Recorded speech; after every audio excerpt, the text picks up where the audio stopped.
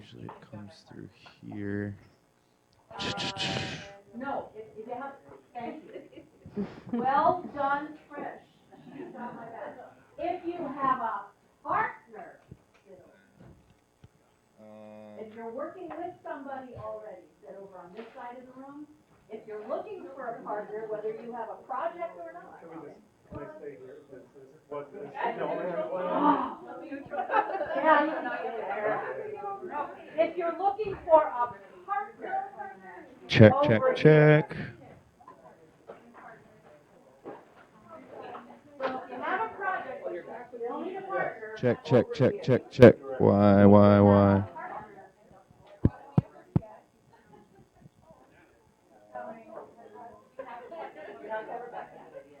It's best if you have a partner.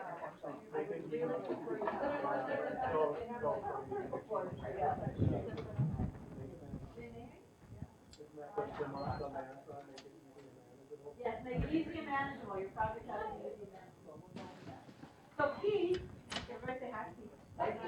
Keith will be videotaping the presentation tonight so that we have the audio.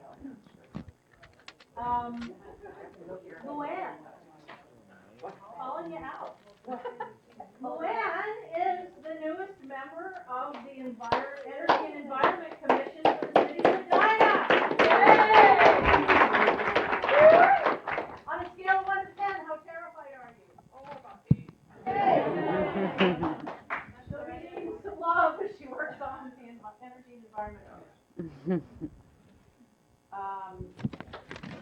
Okay, turn your cell phones off and take them off the table. Leave and take.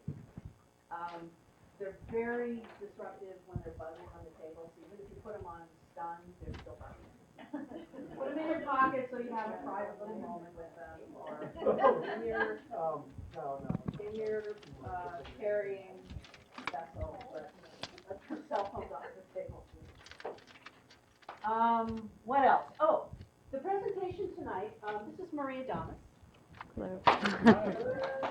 Maria Thank is you. a professor at University of St. Thomas. St. Thomas in environmental psychology.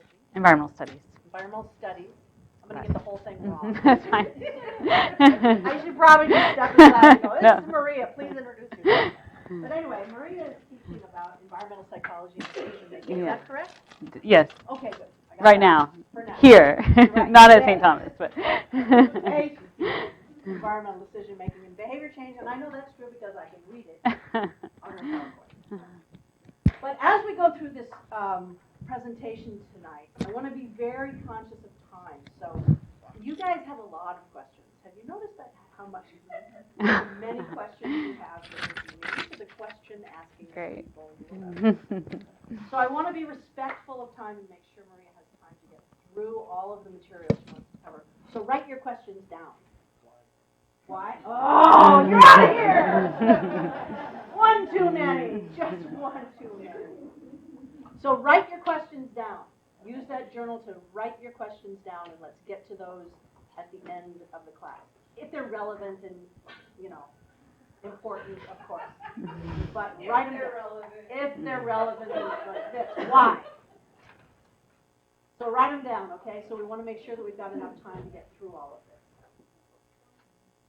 Any other announcements for the good of the order before we get started? Yes? Edina City Hall Friday night has the movie at 7 o'clock. More Than Honey, about Bee and Cullen's class. Free. But then you can't see it then, it's with Stillwater and Wells County, it's the end of the month. Stillwater for free on Saturday. Good. Other announcements, things you want to share before we get started? Snacks over here? Name tags? Name tags are always tasteful. Any other announcements we need to make? That's it. All right. It's all yours. All right. Have fun. Well, thank you all. I'm happy to be here and to talk about environmental decision making and behavior change, which hopefully will help inform some of your efforts as master water stewards. This is what we're going to do today, or this evening. First, I want to talk about some background. I'm going to talk a little bit about the nature of environmental issues and then environmental message framing. Check, So- check, check. The nature. Should I? I'll keep going. Sorry, that was a little. So, Check. with the nature of environmental issues, check. we're talking about the content. Like, what are we talking about? In your case, water quality. With environmental message framing, we're talking about how we communicate with other people about environmental issues, water quality, and how do we motivate change, change in individual behavior or change in policy. So, how do we frame messages to inspire people to do something? And then implications It's the right audio. for behavior change based on those two things together, based on the nature of environmental issues and based on how environmental messages are often framed, and that will make sense in a second. And then I want to give you a little case study of some yard care choices research in the Twin Cities that I did when I was at the University of Minnesota as a postdoc, which hopefully will give you some ideas for maybe projects or ways people think about their lawns and yards in relation to water quality. And then finally,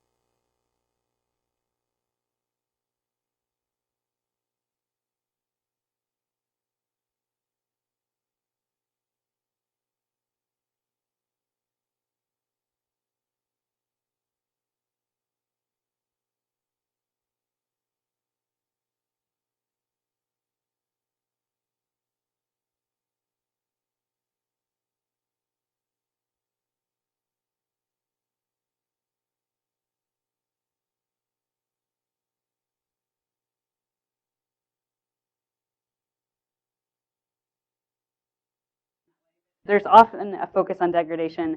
It's human created. We're doing something wrong.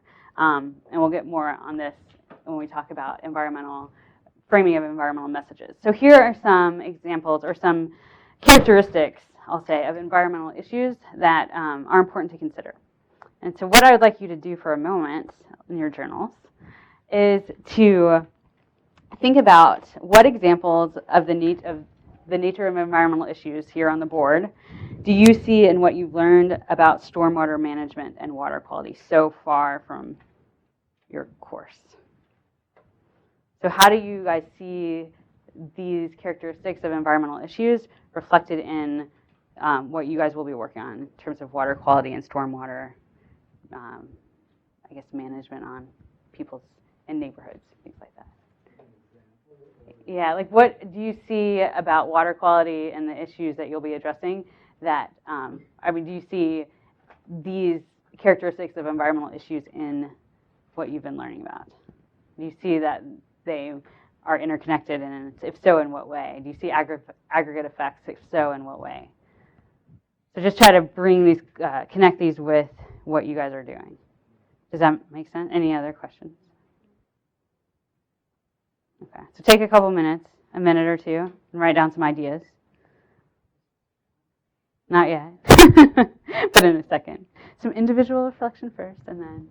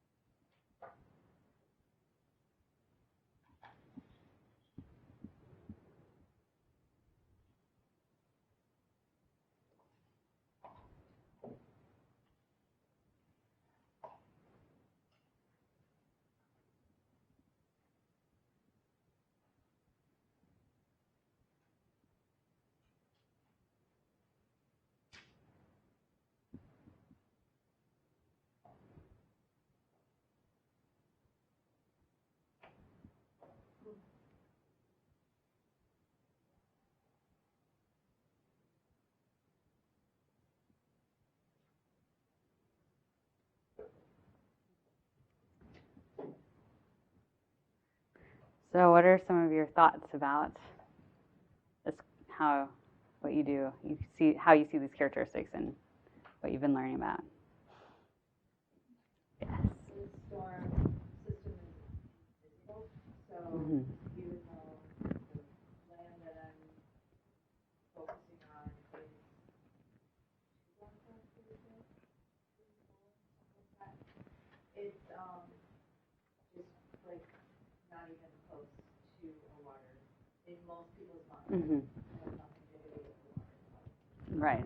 So how could a property that's so far away possibly affect? Sorry. Should I keep trying to talk or just wait? Can you guys hear me? No.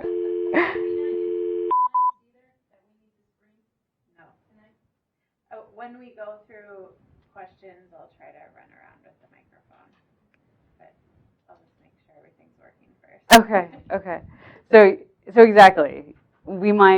Properties might not be close to our water body, but that doesn't mean that they're not affecting that water body. 4 blocks. Okay, it could be 4 blocks away. It could be pretty close. It could be pretty close, and there still might not be the idea that it affects it. Great. Yeah, that's a great example. Yes. The idea that we're doing something wrong, somebody coming to my house and telling me that I'm doing things wrong and quote being bad. Yeah. So, as you know, something you're putting on your lawn, or I can see your downspout is draining. People generally don't like to be approached just with a negative. Right. Exactly. Master water steward. All right. Well, I think, and I was kind of thinking about downspouts in streets or alleys or whatever. People, I think, have a sense that there is some possibility for short-term harm if they let the water get too close to their house. Their basement's going to flood, and they will see and feel that right away if it would happen. Right. Whereas what we might be asking them to do to let it infiltrate and not go in the storm drains, that there's no visible consequence of that. Right. Tangible. Right. Great. What else? A couple more. Yeah. Aggregate effect of that exact thing. Mine's just one downspout on the whole. And just one downspout, that's not going to make any difference. But if you go from house to house, and the person would think, is the area I'm trying to affect really one downspout, or is that going to make a difference? Right. Great. Okay. A couple more. Yeah. I think the diffusion of causes is really difficult because there's confusion over what Mhm. Is it road salt? So if it's road salt, that means it's the city's fault. If it's fertilizer, it's my neighbor that doesn't know anything. And a lot of people don't realize that, just leaves and grass are a big issue. Mhm. So I think that's what was it? Conflicting reports on problems and Yeah, solutions. that's great. Yeah, and we'll get to that question of whether people are aware of the grass and leaf issue in a second too with the yard care choices research. So that's a really good point. A couple more. One more idea. Anyone? Focus on degradation. If you see somebody actually dumping their lawn clippings or leaves across the street in the woods that's overhanging a creek, how do you approach them? You say you're bad, Right. Yeah.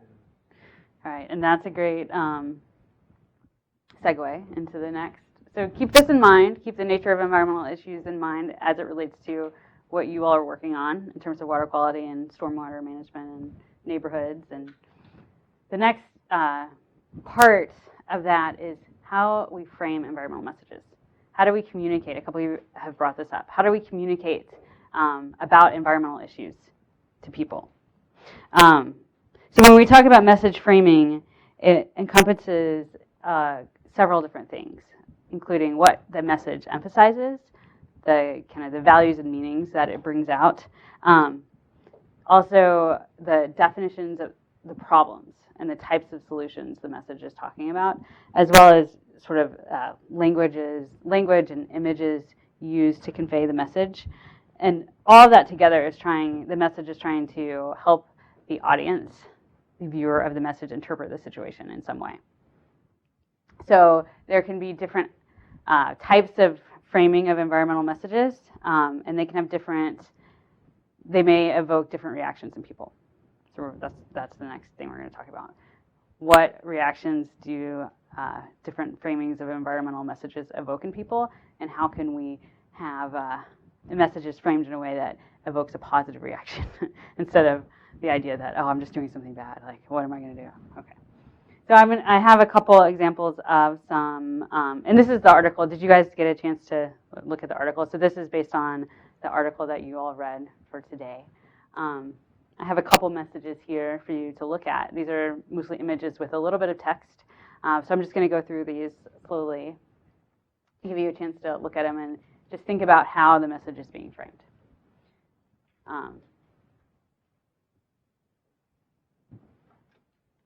If you can't read it, let me know, and I can. So this says global warming is, yeah. Oh yeah, I can't read the text on the box. I can't help it. Where's the message from in the corner? Eco education or eco, yeah. It looks like it's, now I can't even read it. Part of the climate change Convention of the United Nations. Climate change. Yeah. Okay. Here's another one. It says the greatest wonder of the sea is that it's still alive, and I cannot read all of that small text either. But just to get the broad message here, this is. It says when you leave the light on. I can't read it.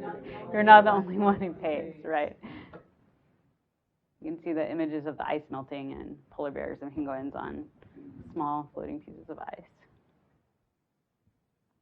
And then this one says the world needs more trees, and it has pictures, koala bears, all climbing the same tree.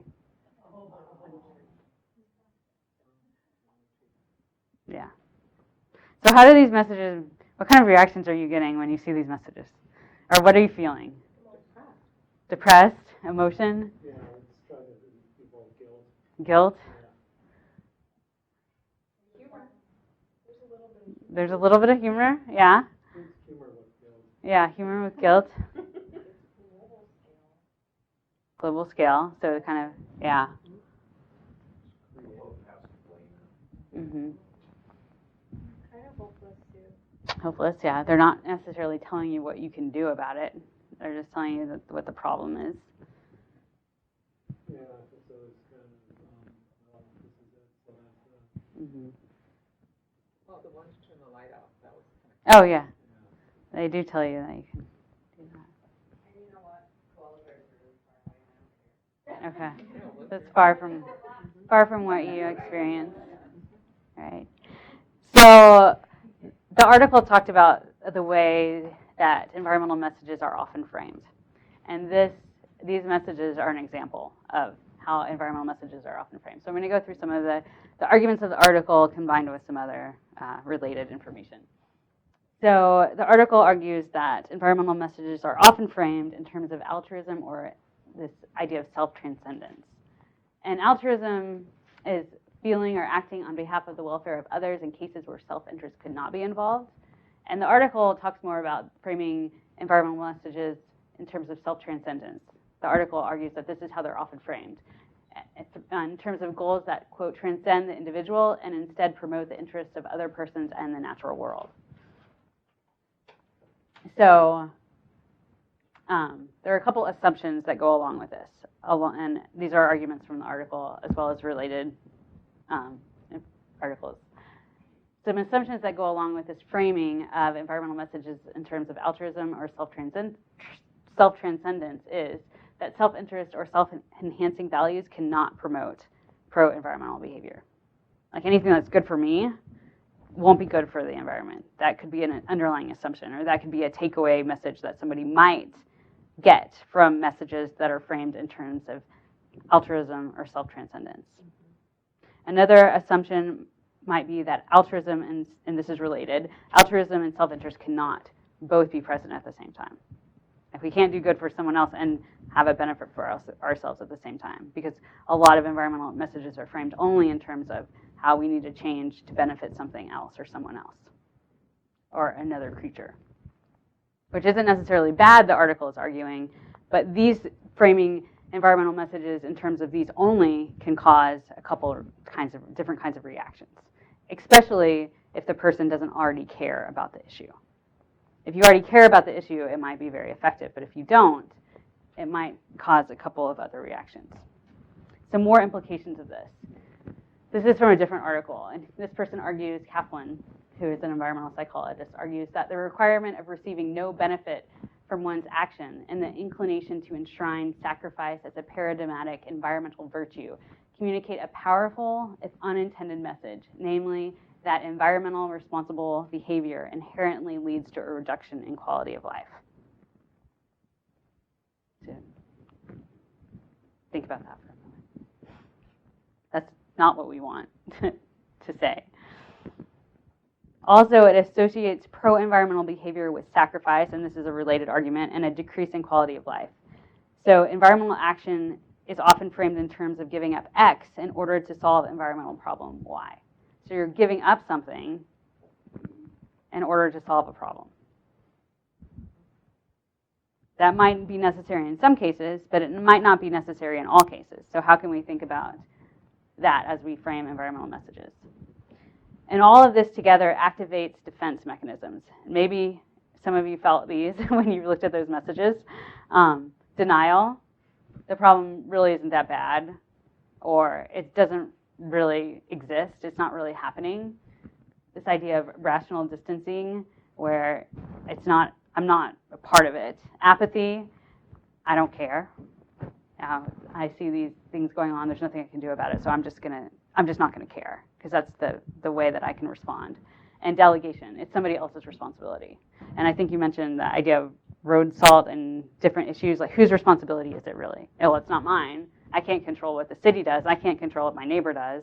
So none of these are my responsibility. So it could also cause delegation of the problem. And none of these things are very empowering.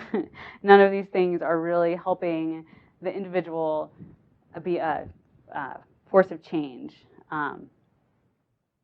Also, the content of the message, and a couple of you mentioned, or one of you mentioned, the global nature of the messages that we just looked at. They often focus on broad problems, and they're often, although the ones we just saw were not, they're often information intensive. Just a lot of information about what's going on, but not much about what to do about it. And the implications of this are similar. It creates a sense of apathy and helplessness. a lack of empowerment, and that all of these are related, and the question, what difference can I really make? So the thing that you don't want to happen is for someone to hear an environmental message and then think, what difference can I really make? I'm not going to do anything. I can't think about this. I'm going to move on to something else.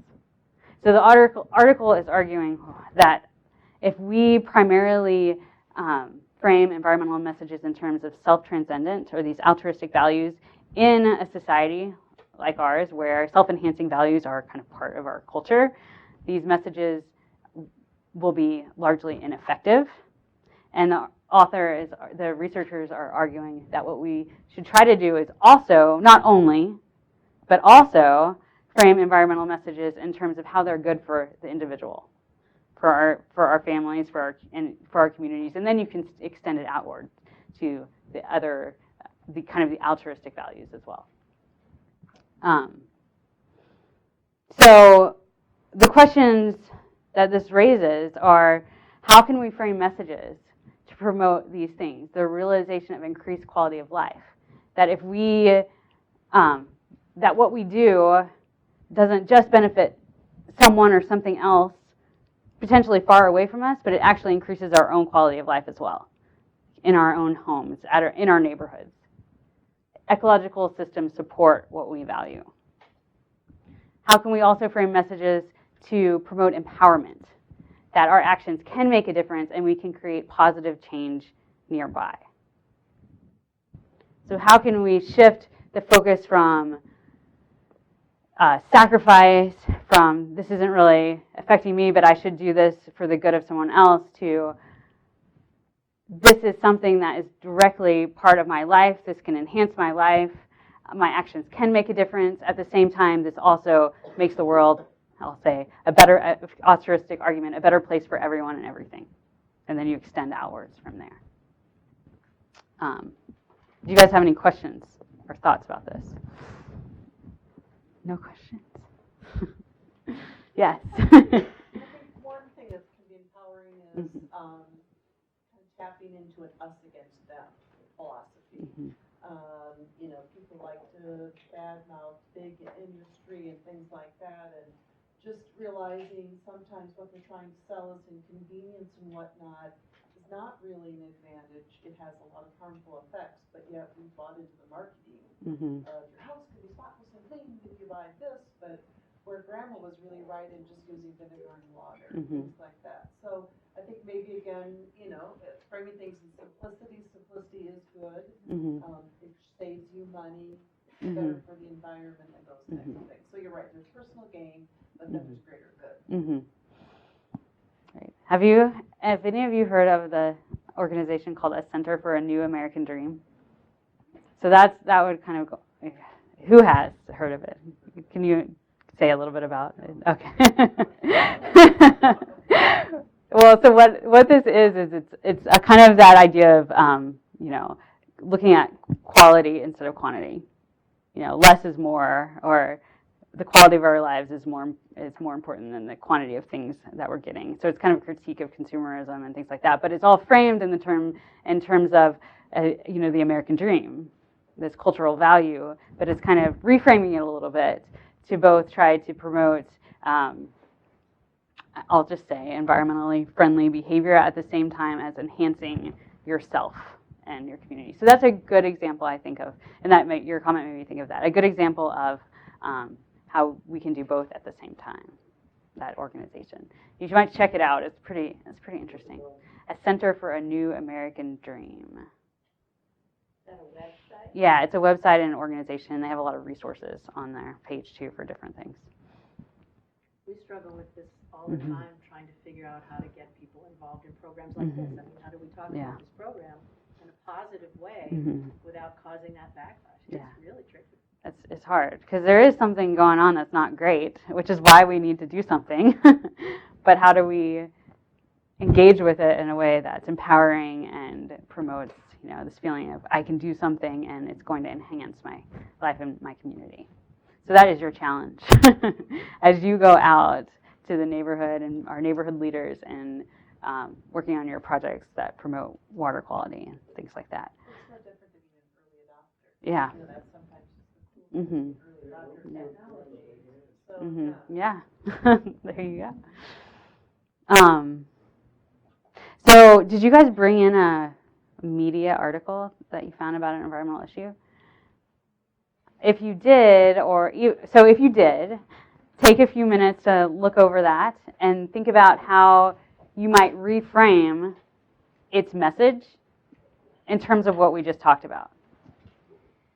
Do you find that it is doing some of the things that might cause apathy, delegation, lack of empowerment, things like that? And if so, how would you reframe it?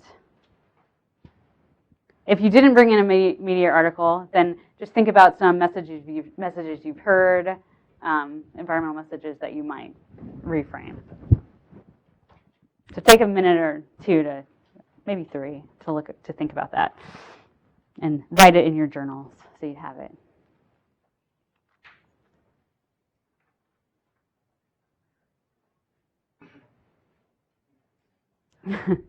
And share with each other.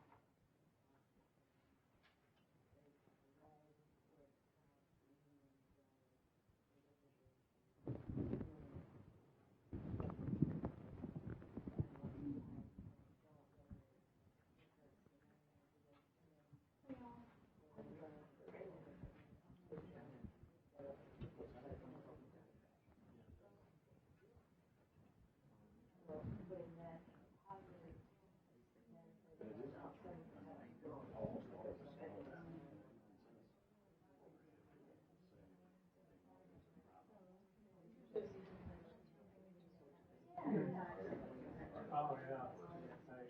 So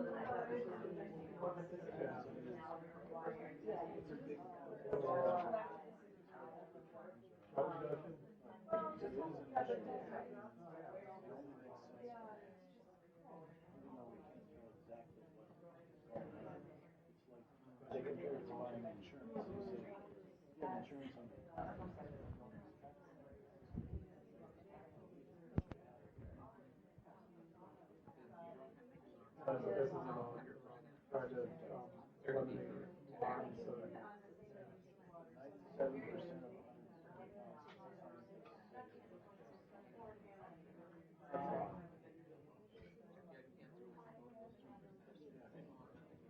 not so much. We don't buy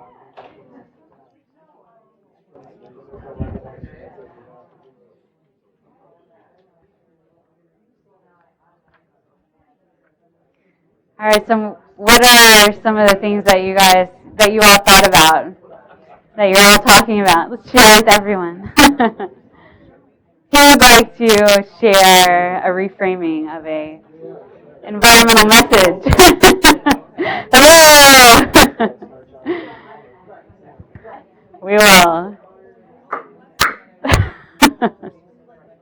Is my microphone on? No. So we're going to come back together as a group here, and I would love it if some of your conversations that you've been having with each other, if you can share some of the ways that you have been thinking about reframing messages. Who would like to share something? Yes, please. I found an article where a group of scientists have actually tried to reframe an argument. Okay. It's on climate change, and it is the American Association for the Advancement of Science. It involves 120,000 scientists, and what they're saying is it's a very complex problem and it's hard to get your hands around, but you don't have to be 100% certain of what's going on to know that you need to act.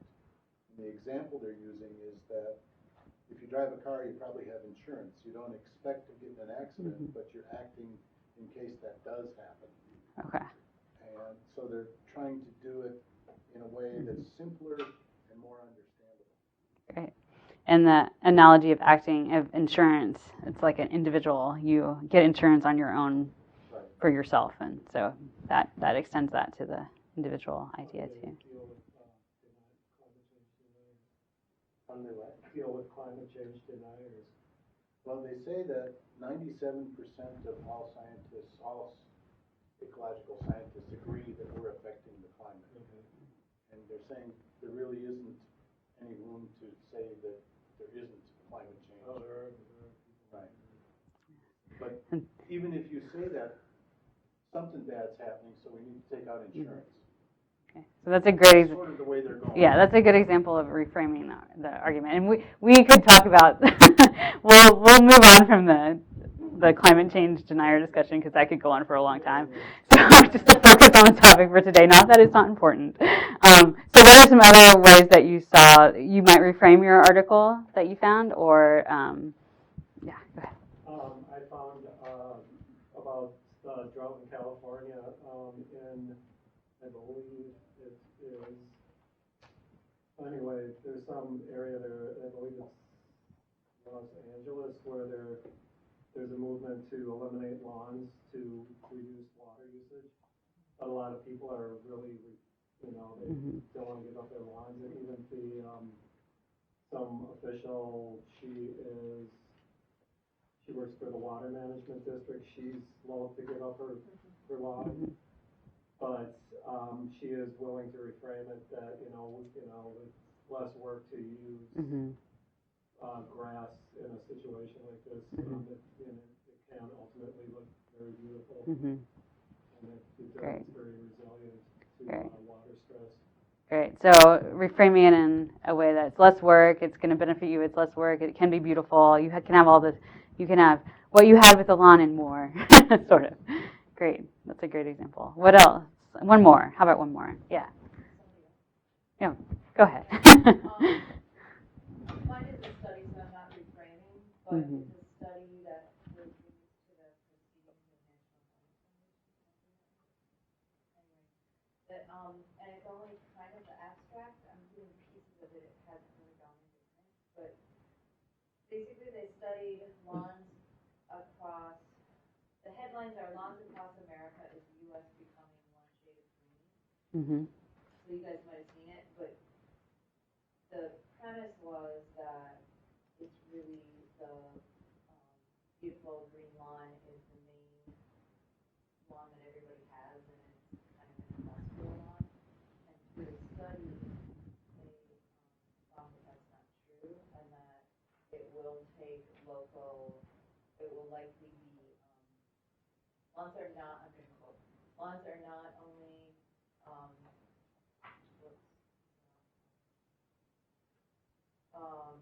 okay, so 3/4 of people live in urban areas, and so it's a really huge target, and that it has to be locally tailored solution more than so it's kind of reframing From the global to the local, and to be more local to what the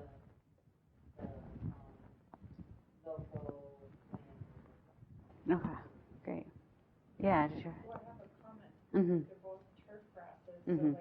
So like in California, there's a company called Bluegrass Seed Mhm. but they have been doing studies for about 10 years on using the native grasses which have a deeper root system and trying to make them turf because they've been commercially developing regular turf and they know that California has a water problem. So we had gone as a class when I was in school to see the turf test farm and they look like regular grass. You have to keep them a little bit taller, like maybe 2.5 to 3 inches at the shortest, but they use like 80% less water. They were saying that they tried to give them the same amount of water and they would fail. So it's because we just think, oh, this is the turf that everybody wants. We put that kind of seed in because that's the Kentucky bluegrass or that's the ryegrass. But really, you could use the native seed from your region and have it developed so that it looks like turf grass. You can still get the same effect, but because it's in that area. Yeah, that's a really good point too. Yeah. The local thing. Uh-huh. They're like, okay, let's use native Yeah. California grasses. We have a water problem. Like, What can we do? How can we work with the ecosystem in this area to, right? That's great. Yeah, actually at the University of Minnesota too, their turfgrass science researchers are doing a similar thing, looking at low input varieties of grasses, which require much less water and fertilizer and things like that.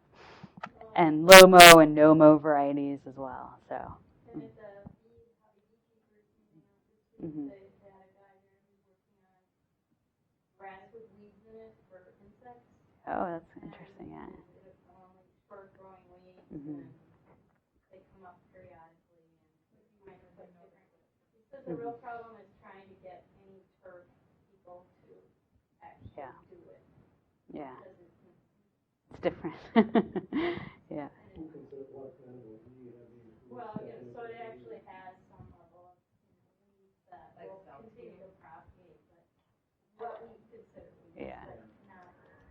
Like self-heal is growing in like, it's a very short blossom native. Did you have? Just a comment, I mean, it's like an opportunity with the local movement and everything for, I know there's movement in the cut flowers to kind of go local instead of having, weddings that are flown in and such. So with the millennials, I think that this is an opportunity that they're all buying houses now, and they seem very sort of minded and sort of different than the baby boomers. And it's a huge population swing, so they're going to be an opportunity. But they will. Yeah, right. And they might be doing things with the yard when they're renting too. So that's a good point. We might have changing cultural values around lawns too. As any other? Did you? Yeah. Yeah. Seems like you're the reframing expert. Oh, no. What's Not. the best reframe you've ever heard? Well, I'm from Texas. I'm from Texas. I'll start with that. And there's an anti-littering campaign in Texas that, yes, exactly. It's called Don't Mess with Texas. And even though it kind of sounds a little bit negative, it's really not, because it's appealing to this Texas pride, like this cultural value of like Texas is great. And so it's been an incredibly effective anti-littering campaign. And if you ever see stickers on people's cars or whatever that say "Don't mess with Texas," it's actually an environmental message. And it's been incredibly successful. So I would say, being from Texas, that's the best one that I have heard.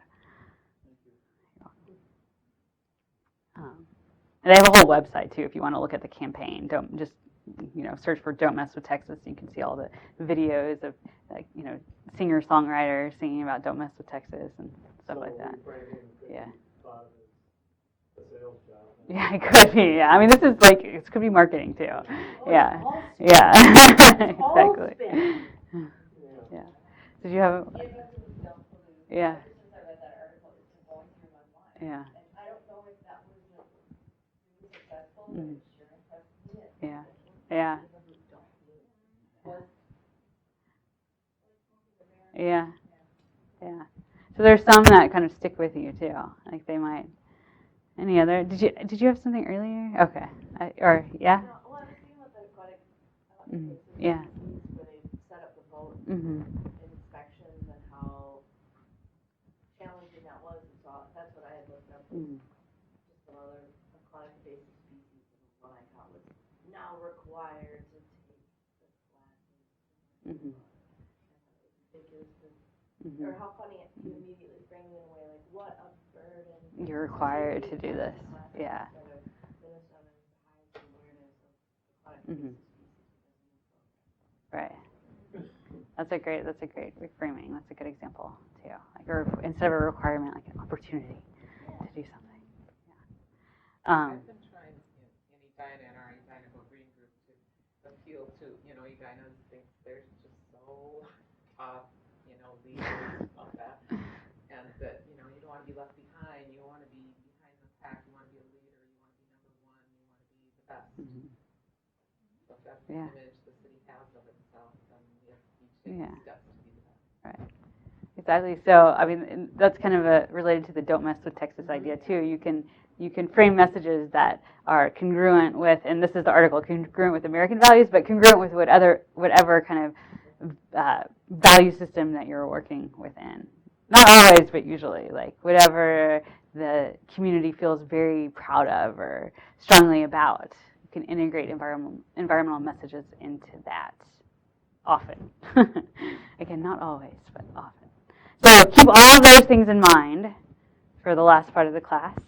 And now we're going to switch to, and I'm going to bring up some of the things that you've all talked about with lawns and yards. But I want to present some research that we did at the University of Minnesota about yard care choices. And the research study was done in Highland Park in St. Paul, and then also in Lino Lakes. So this is just to give you some more just descriptive information about what people are thinking about in terms of their lawns and yards. So this is the study. We called it Yard Stories, Linking Homeowners' Yard Care Choices with Urban Ecosystems. And I did this with a professor at the University of Minnesota, Kristen Nelson. And the broader project, if you guys are interested in looking at it, is the Twin Cities Household Ecosystem Project, which studies the flows of nutrients in and out of households in the context of the urban ecosystem. And you can find out information about that on the website if you're interested. It might be helpful for what you're doing. So we looked at a couple things. Well, I'll say one more thing about the urban ecosystem. So when we say urban ecosystem, what we mean is kind of the interacting social and biophysical systems in an urban area. And we'll talk more about that in a second. So the social aspects and how they interact with the biophysical aspects to influence the urban area and the quality of that. So this is one thing we talked a lot about with people, the lawn. You think of a yard, you often think of a lawn. And here's a little comic to illustrate that. It says, did you know that suburban white males have over 100 words for lawn? So lawns are really important to a lot of people. They are. But a lot more is going on in a yard than only a lawn. Here are some pictures of some other things that might happen. Might have, native plantings. You might have things that people consider to be weeds. You might have areas for recreation with your neighbors or your family. You have insects that you might want to attract, like butterflies, and then your dogs, that's my dog up there, might want to play in your yard. So there's different uses, and there's different creatures, and there are different plants that grow in yards, and different reasons that people might want all of these things. But, so what we wanted to find out is, what are some of the yard care choices people are making and why, and how might they be influencing the urban ecosystem? But just to step back a second, these are some of the things that we've already talked about. Why do we care about yards in the first place?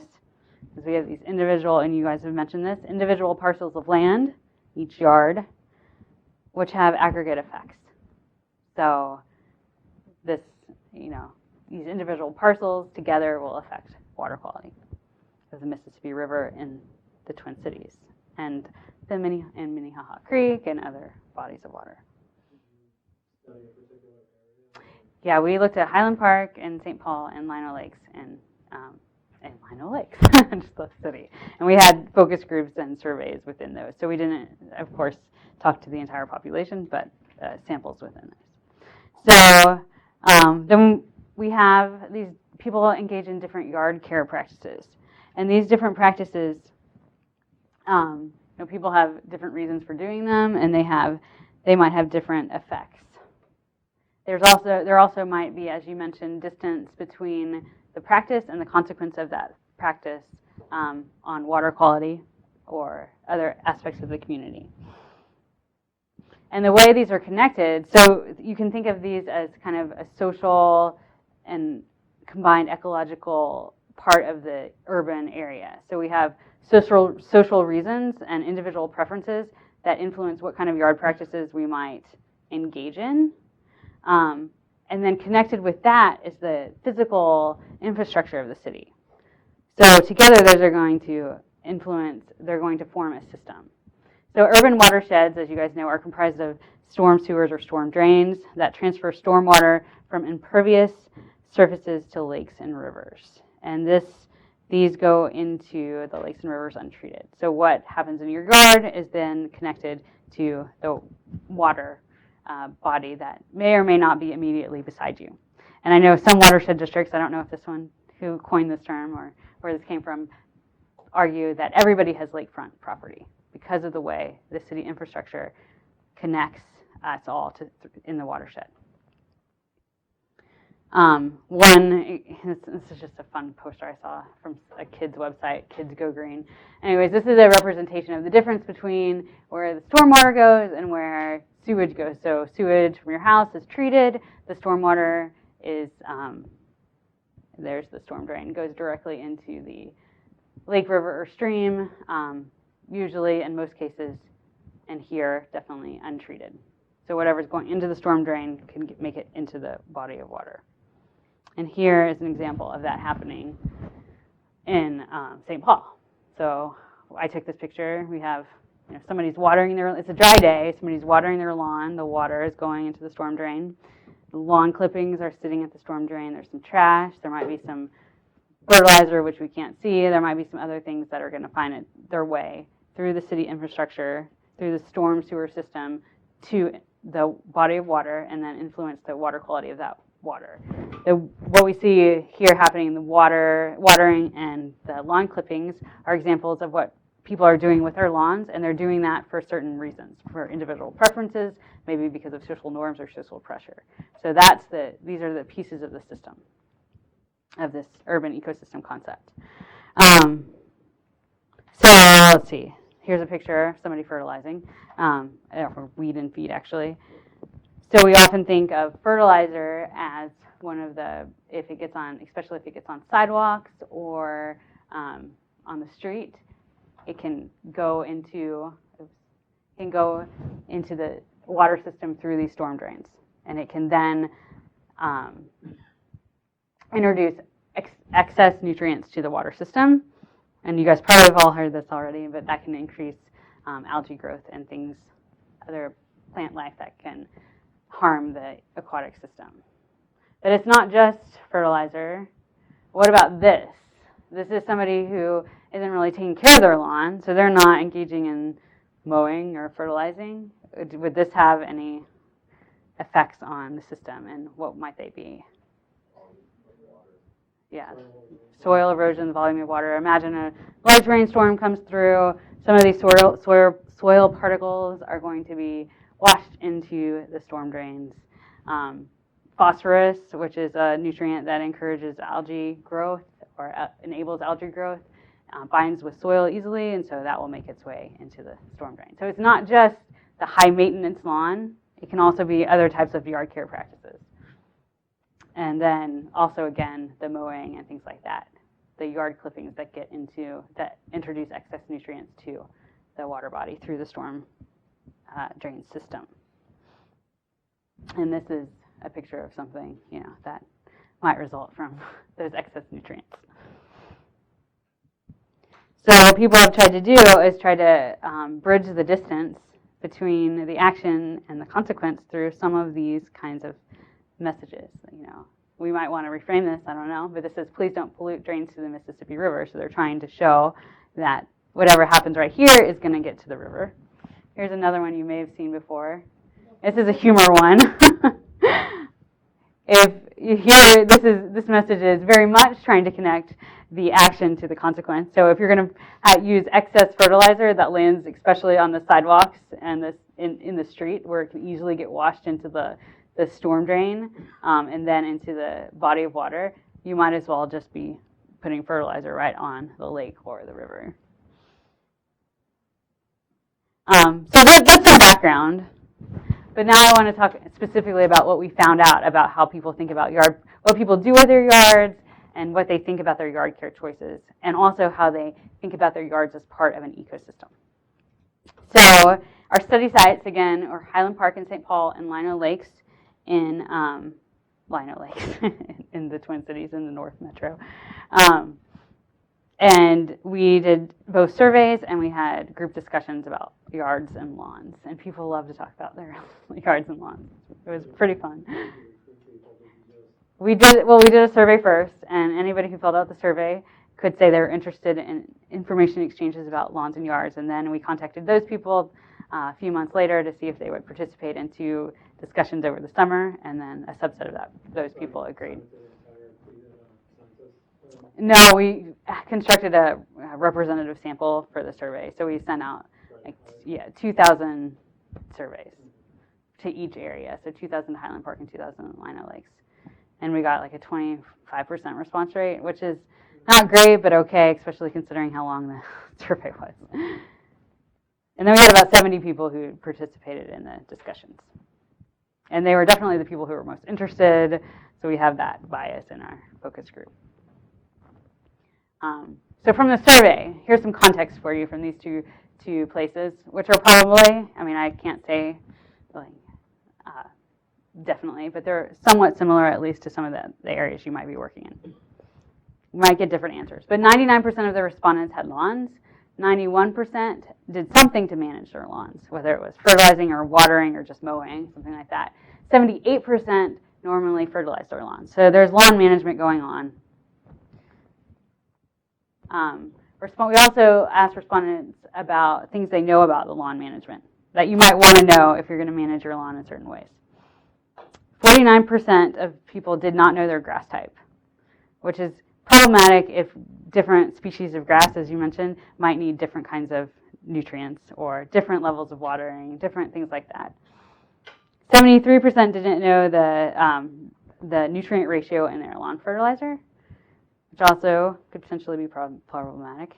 6%, though, only 6% did not know the name of the closest water body to their house. So most people are very familiar with the water body, but 60% didn't know the name of their watershed. So this is just providing some background context for the knowledge that people had that participated in our survey.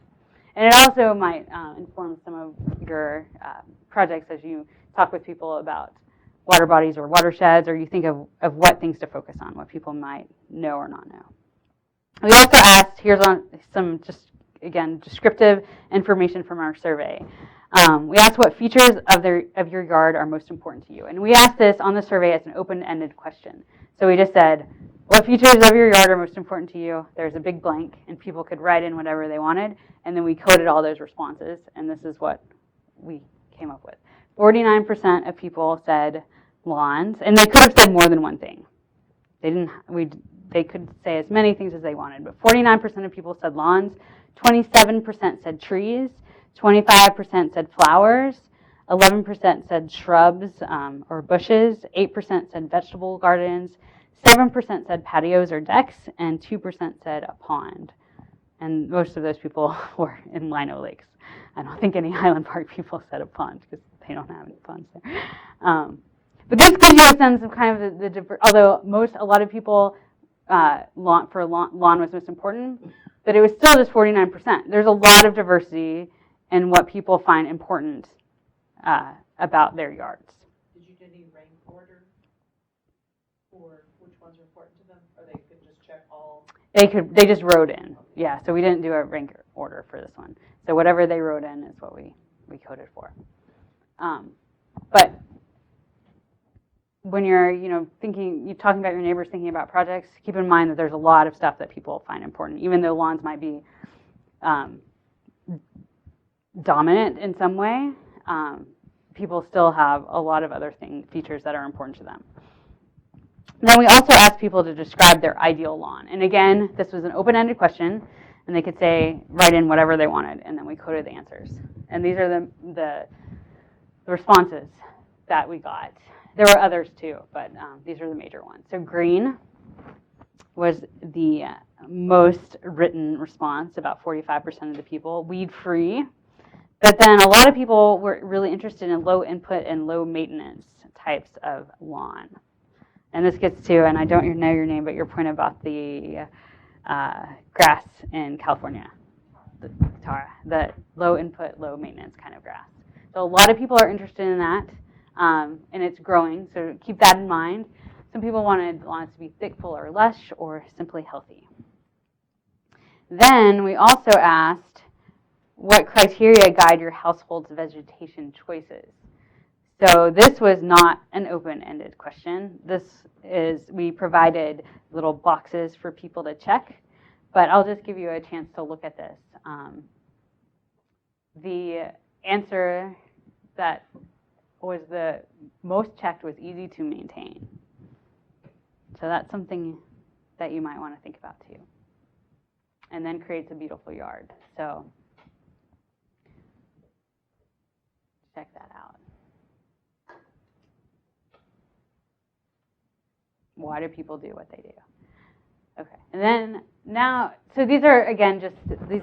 What I just presented to you is just descriptive data about people's yard choices and preferences, really, what they're doing and what they prefer about lawns and yards. What's important to them about their own lawn and yard.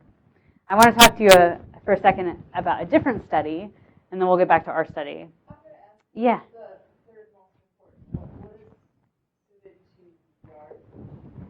That's a good question. What we meant by that is that it could grow well in whatever yard you had. So if you had a really shady yard, you would choose vegetation that could grow well in shade. If you had really sandy soil, you would choose vegetation that could grow well in sandy soil. It's problematic, though, because we don't know what other people thought we meant by suited to yard conditions, which is why we asked a bunch of other open-ended questions, too, so we could get a better sense. That's a good question. So this is from a different study, but I find this absolutely fascinating. And this relates more to how people or why people might choose to do different things with their yard. So I'm not sure. You can see these different pictures. And the study asked the study participants, and this was done in Michigan. The study asked the study participants to select which yard they would most prefer to be their own yard. Numbers 1 through 5 they could choose from. So they asked them that. So what do you guys think? They said. 3. 3.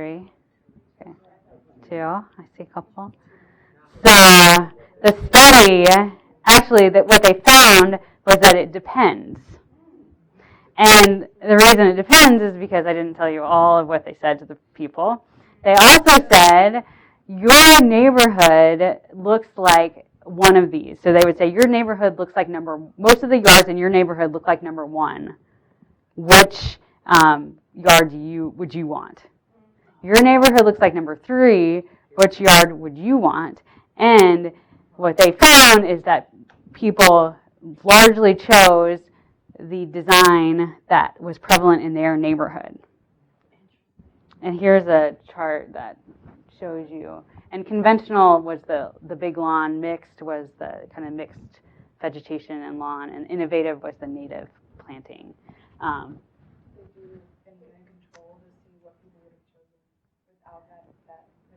They didn't, and they should have.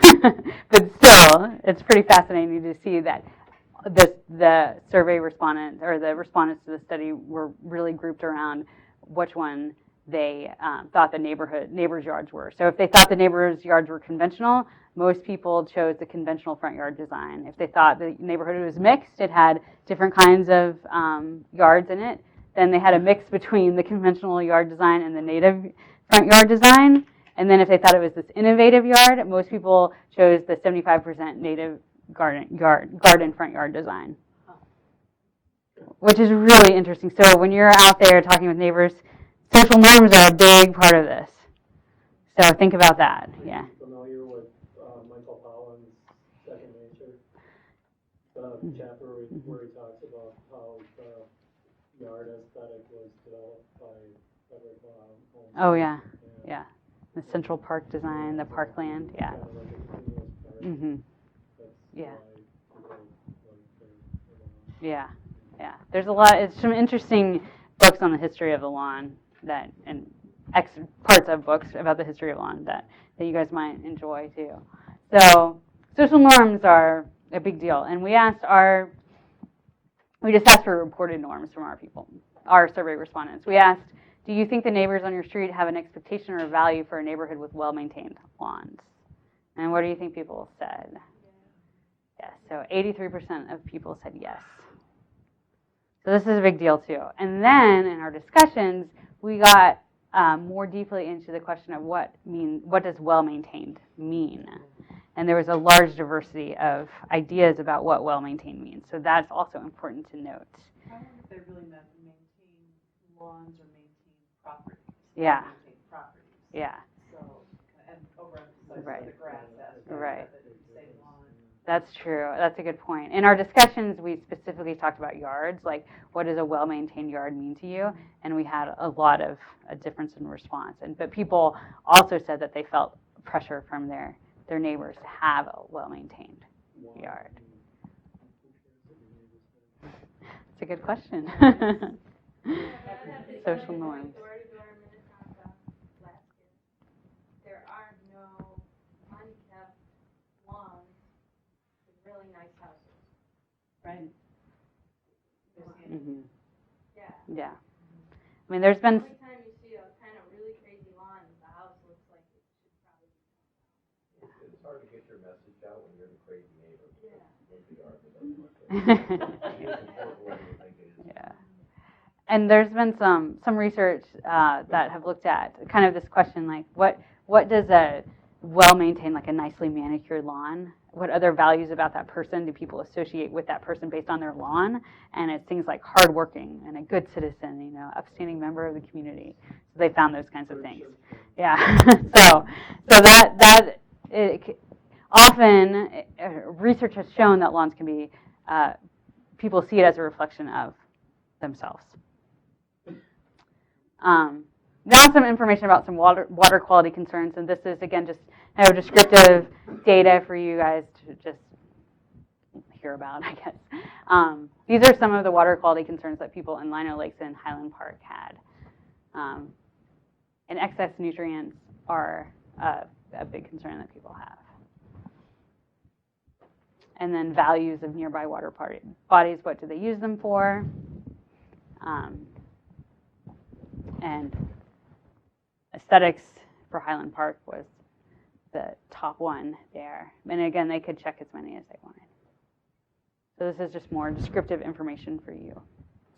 So getting to, and that all came from the survey. Now I want to talk a little bit about, not for very much longer, but a little bit about the discussions that we had with people. So again, what I mentioned this earlier, what we did is we sent out the survey, and then we asked for, at the end of the survey, an invitation for participation to see if people were willing to participate in information exchanges during the summer and early fall about lawn care. And people could say yes, maybe, or no. And then we also asked them which lawn care practices they were most interested in learning more about. So this might be interesting for you guys, just this data before they even participated. We asked if they wanted to learn about exceptional lawn quality, which we defined as using basic lawn care practices like fertilizing, mowing, and watering more effectively to maintain their desired lawn quality. We asked if they wanted to learn more about low input lawn care, maintaining a healthy lawn with less fertilizer, water, mowing, and time. And we asked if they wanted to learn about conversion of lawn to other vegetation, where they could convert part or all of their lawn to things such as native plantings or things like that. So you can see from this chart here what people said. 54% wanted exceptional lawn quality information. 70% of people wanted low input lawn care information. Yeah, you could check multiple ones. So that's something for you guys to think about too. Low input lawn care was people were very interested in learning more about that. And then 36% were interested in conversion of lawn. So there's a growing number of people, I would say, that are interested in doing something like that with at least part of their lawn.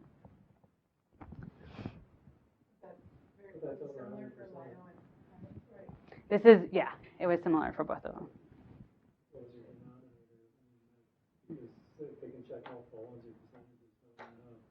Yeah, they can. They could check multiple ones, and there were 667 participants total, and 70% of all survey respondents said they were interested in something. But they could check multiple ones, which is why they don't obviously add up to 100. Represents 667 people. So then what we did is we had people come participate in discussions, and we framed it like this. We wanted them to say, we said, whether you choose an exceptional lawn, a low input lawn, or a conversion of lawn, or a combination of types, you can use your understanding of lawn biology, soil systems, and watersheds to maintain your desired yard qualities and improve soil and watershed health. So whatever you choose, there can be practices that you can do to improve water quality. So the idea here is that we have these yard choices, and people have their yard preferences, and there's ecosystem health. And often we think about yard preferences and what we do with our yard separately from ecosystem health. And what we wanted to do was try to think about where they intersect. Where can your yard preferences and ecosystem health intersect? So that's a large part of what we talked about in discussions. And I won't go into a lot more about these discussions, except I want to share a few more pieces of data with you about the types of yards these participants in the discussion group wanted for their own yard, and low input and conversion were the kind of the top. They wanted a combination of that. And these are just the discussion participants, the ones willing to come out for a couple hours for a summer evening to talk about lawns and yards. And we also wanted them to identify some problems that they saw with their lawns and yards that were not, connecting their yard preferences, where the intersection didn't occur between yard preferences and ecosystem health. And so they identified areas of runoff as a problem they identified that they could do something about that would still be consistent with their yard preferences, and being more careful about what's going on the slopes of their yard. They identified that as something that they could do that would both be consistent with yard preferences and improve the ecosystem quality. They could be more careful about grass clippings and leaving grass clippings and fertilizer on the pavement. Again, that's something that would still connect their yard preferences and ecosystem quality. Repositioning downspouts and working on aerating compacted soil so more water can filter in. So these are some of the things that people identified as something they could work on while still maintaining their yard preferences and at the same time promoting ecosystem health. So this, again, is just for your information as you're thinking about designing your own projects. Yeah. No, this was all from discussion. So we transcribed all the focus group discussions, which takes a very long time, and then coded them all and went through all the dominant themes and things like that. So that's what came out of the discussion. Yeah. Yeah.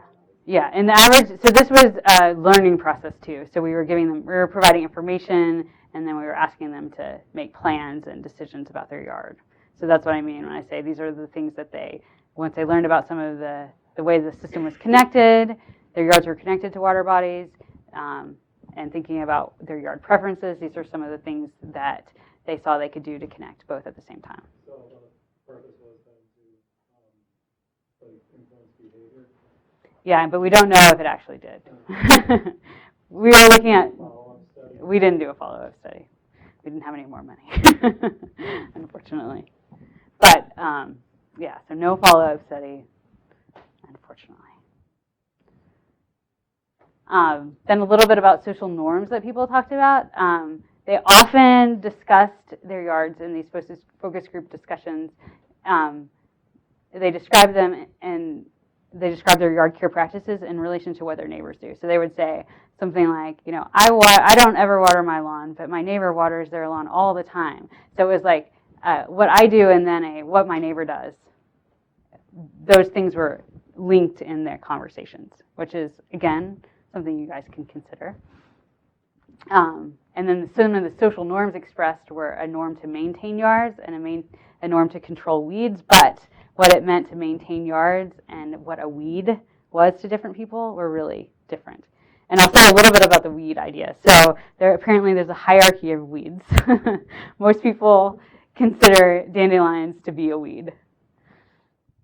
Some people in our discussions considered creeping Charlie to be a weed, and some people liked it because it was this ground cover that could be in shady areas and things like that. And other people just totally hated it. And then there were less people. The weed that had the most supporters was clover, which a lot of people didn't consider to be a weed at all, and some people did. So there's also differences in what, you know, mainstream weeds and hierarchy, and then other types of plants that people may or may not consider weeds. How many people were urban and how many people were suburban? So we did a study in Lino Lakes and also in Highland Park. So to get that urban to suburban gradient. And I don't actually remember how many people thought about those different things as weeds in the different places, but the hierarchy was the same in both places. So dandelions were terrible for almost everybody. And then Creeping Charlie, both in Highland Park and Lino Lakes, was kind of mixed, and clover had more supporters in both areas, which I thought was fascinating. So a couple more things, and then we'll take a break, and then you'll move on to your own behavior change campaign. So the other thing I wanted to talk about a little bit is, and this is, again, all coming from the discussions, from the focus group discussions that we had with residents about their lawns and yards. And we would ask questions. The whole discussions were framed around, you know, what are your expectations for your lawn and yard? What kind of lawn and yard do you want? What do you do to get that? And then how do you see your yard connected to the surrounding area? How do you see it as part of a system, a broader system? For example, connected with the river or water quality. So one question that, one thing we were really interested in, and the one reason we were doing this study, was to see how residents understood their yards as part of the urban ecosystem. How did they understand their yards ecologically? And this is what we did with that. So we wanted to look at 3 key ecosystem concepts: ecosystem structure, which is the biotic, the living and non-living components, and kind of a colloquial description of that is what is in your yard? What do you have in your yard? And we wanted to see what they kind of thought about ecosystem functions, and these would be processes like cycles or food webs or ecosystem services, stuff like that. And the question that we looked for in the discussions is what is happening in the yard. So we looked at what processes they were describing, and then the third part was linkages of the ecological and social systems. So how is the yard connected to the rest of the city? And I'll give you a little bit of information about what they thought for each of these categories. So we didn't ask these questions directly, but at least in the survey we asked what features are most important to you. But and I'll bring that slide up again. But these were just emerging from the conversations. So what is in the yard? And this is, again, what features of your yard are most important to you slide, which gives us information about what people have in their yard. But I already looked at this slide, so I'm just going to go through it again. But people also talked about what is in the yard as in terms of what they wanted to attract to their yard, what they wanted to make the yard useful for, and what they wanted to keep out of their yard. So what is in your yard? These are the things. People wanted birds and butterflies in their yard. They wanted to make it useful for dogs, like I would. This is my dog again. But they wanted to definitely keep out rabbits and moles and voles and other creatures like that. And then there's some things that are missing from here. We don't have insect, or besides butterflies, there aren't insects or microorganisms, soil life. So you can think about that.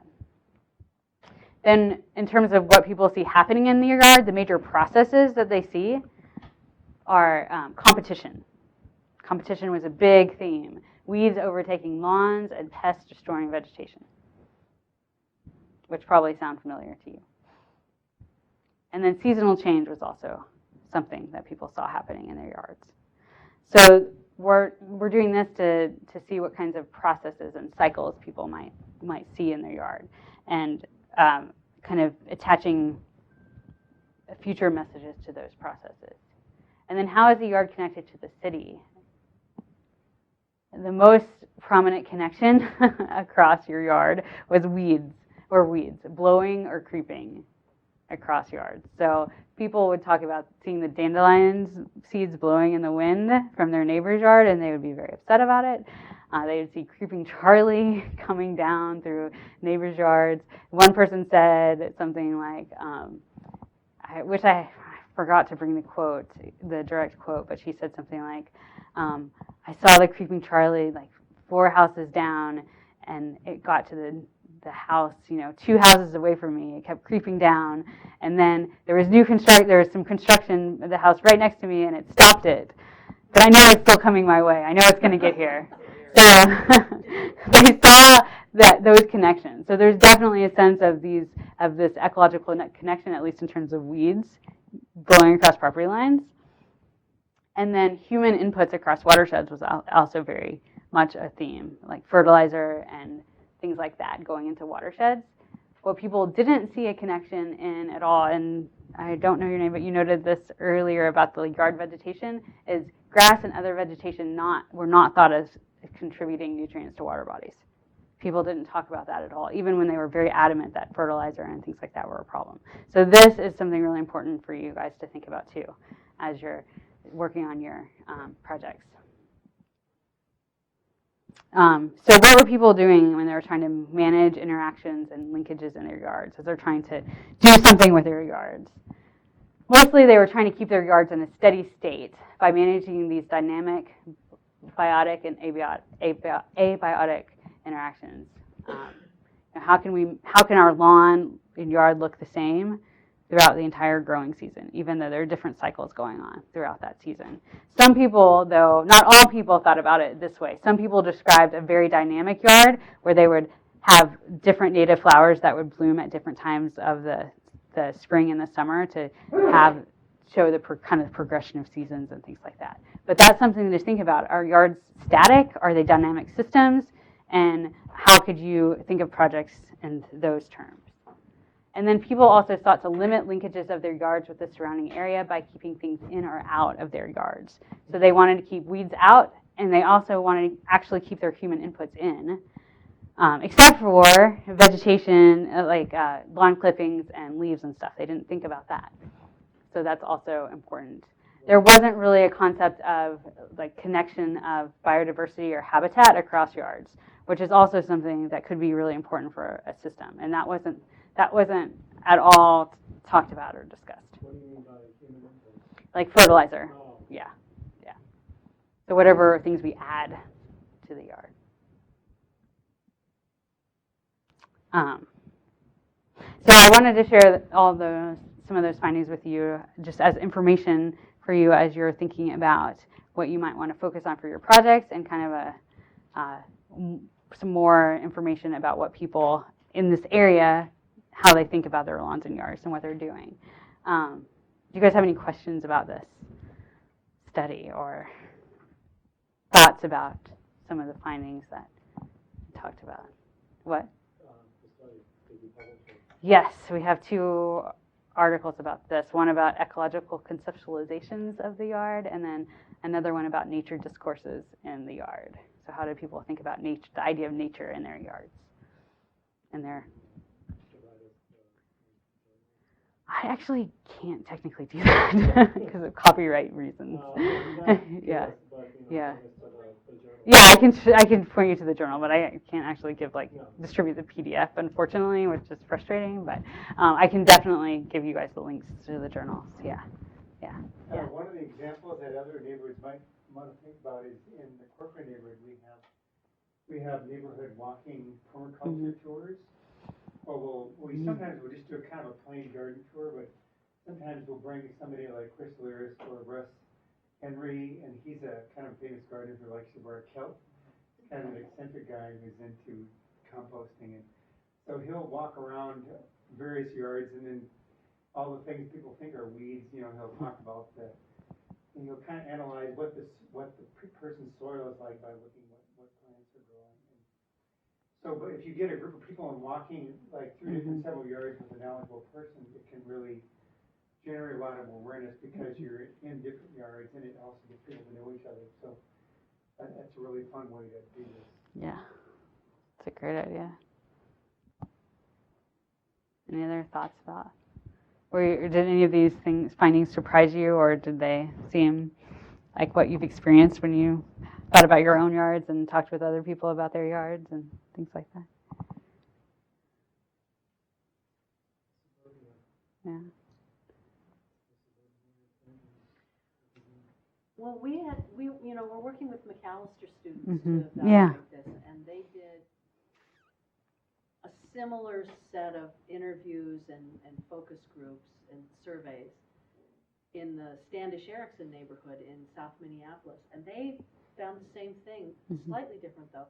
They found that in the front yards, people absolutely followed the norm, especially new homeowners. You look down the block, and if everybody has a green lawn and a tree and a couple of bushes, they do a green lawn, a tree, and a couple of bushes. And the social norm in the front yard is so strong. There was virtually no deviation from it. In the backyard, every single one is different. So the social norm holds, the property value, curb appeal is very strong in the front yard, but people are personalizing their backyards. Yeah. And other studies have looked at differences between the front and the backyard too, and they found the same thing, that the norms are much stronger in the front than the back. But our people didn't really talk about a difference between front and backyard, which is really interesting too. I don't know. But their recommendation for us, for our program, is if you want to change social norms, put the rain garden in the front yard. Yeah, and I just mentioned to Peggy too, I did a lot of door knocking last fall in that same neighborhood. And where there was front yard changes, where there's native plantings or rain gardens, it was usually like 3 or 4 houses in a row that were doing it, or at least on the same block, because it was more normal on that block to have those different plantings. One of the other questions is, people don't know, what habitat do we need more of? I mean, a lot of people are aware of butterflies and pollinators is like a huge topic right now. But are there other things that are endangered that we have to try to generate habitat for? Maybe there's too many buttons, but yeah. I mean, that's a good question, considering what people are willing to have in their yards too. I mean, people aren't going to welcome large predators in their yards. Some people would, a lot of people won't. Yeah. But birds and butterflies are very, they're very welcome, and they're beautiful, they're fun, people enjoy watching them and things like that. I don't know about, reptiles, snakes, maybe not. I don't know. So it's an interesting question to think about what kinds of biodiversity are welcome in your yard or not welcome in your yard. Just along the large predators, we have coyotes in our yard, not our yard, but our neighborhood. Yeah. In a way, I think that's kind of cool, but at the same time, people still exhibit behaviors, ignoring them, like letting their dogs run loose, and somebody actually had their dog killed by a coyote. So people refuse to ignore what, if which are encroaching in your neighborhood. Mhm. So you may even have signs up that says, hey, these are active in your neighborhood. Right. Yeah. I So. do think it's interesting how seriously people take their work. Mhm. Mhm. I mean, really seriously. Mhm. Well, their yards, Oh, their yards. yeah, Yeah. yeah, Yeah. green grass. But we take our native plants. Yeah. seriously. Exactly. I mean, you're right. I always, like we've talked about, this not demonizing, but people are different. People like different things. Mhm. It's good for us to inform Mhm. what's not good for the environment, by what you're doing, but maybe you could have it this way, and then just not do that, and still have what you Mhm. like. I mean, Right. some people have a lot of kids, want a big lawn. Exactly. I don't have that, so I don't care. But Yeah. that's okay if they want. Right. So again, that's what we were kind of trying to. The discussions were centering around that question, like where is the intersection of what you want and what can also promote ecosystem quality? What would you be willing to do to get that? Participants get out of this, just you help them plan. They got a free soil test, which people are really excited about to see what nutrients are in their soil, so they would know what could grow well there, and if they use fertilizer, how much to use more efficiently. And kind of the general summary comment is there's so much diversity in what people want out of their lawns and yards, and there's some common themes as well. I mean, obviously people talk about lawns a lot, but there's a lot more going on, and a lot of things that people are interested in that they just haven't had the opportunity to try out or might not know how to try out, like converting lawns to different uses or even parts of it. So a lot of people want like a portion of lawn for recreation or to socialize, but they also want maybe some of the lawn to be not lawn anymore and a native garden or something, but they just don't know how to do it.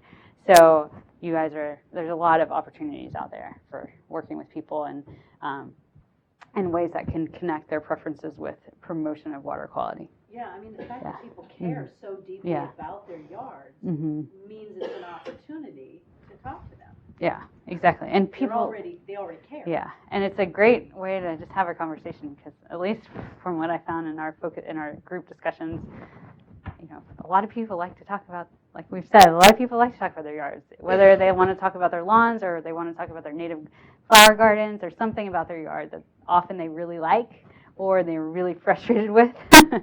So you can, build conversations around that. For the group that you met with in person, like if people did not know what the ratios or fertilizer they were using would be having met with you, you guys already been through a follow-up, so I'm just wondering if it affected their future use of fertilizers. Well, we talked about what they planned to do, and it affected their plan. Whether they implemented that plan or not, we unfortunately do not know.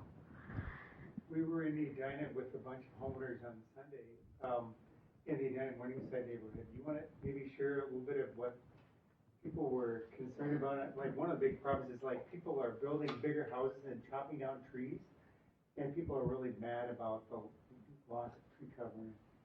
What were some of the things you heard in your small group with the Edina neighbors?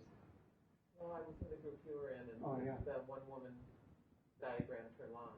There was standing water, and her kids couldn't play there, and it was smelly, and so, this is the perfect spot. Well, she had sandy soil, but they had done an addition, and the soil got compacted on top of her sandy soil. So then the water was just sitting there and turning into a kind of smelly area.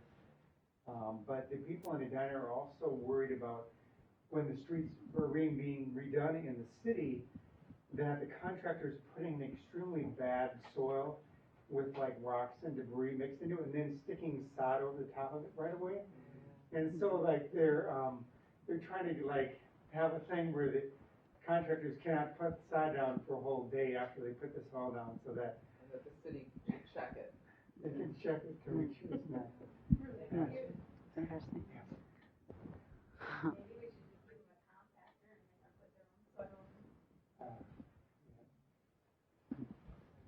All right, well, let's take a break, maybe 5 or so minutes. And then you'll come back and work on a behavior change campaign. Yeah. What you said about, I guess the purpose of this study was the Okay. intersection of what? Yes.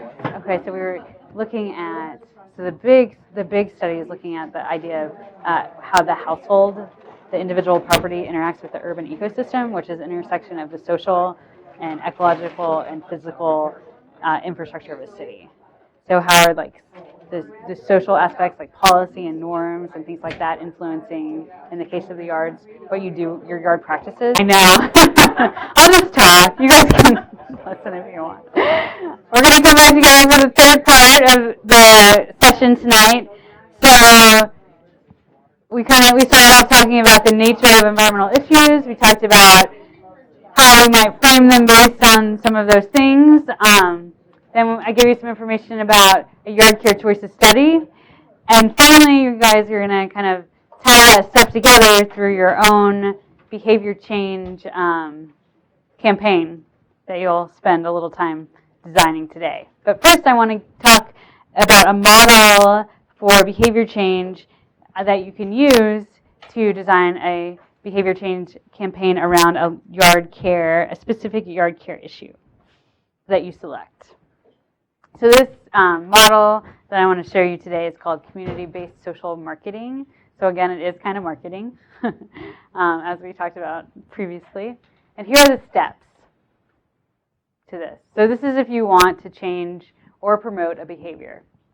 And for you guys, this would be changing or promoting a behavior that has something relation to water quality or storm water runoff. So first you want to identify a specific behavior you want to change or promote. So it doesn't actually have to be necessarily changing a behavior. You could be trying to get people to do something new too. But there's something different that you want to happen. So you want to identify that, and it should be really specific. So specific is the key here. So instead of saying, I want people to take better care of their yard, or I want people to, protect water quality, you say, I want people to sweep up lawn clippings from the sidewalk so they don't go into the system.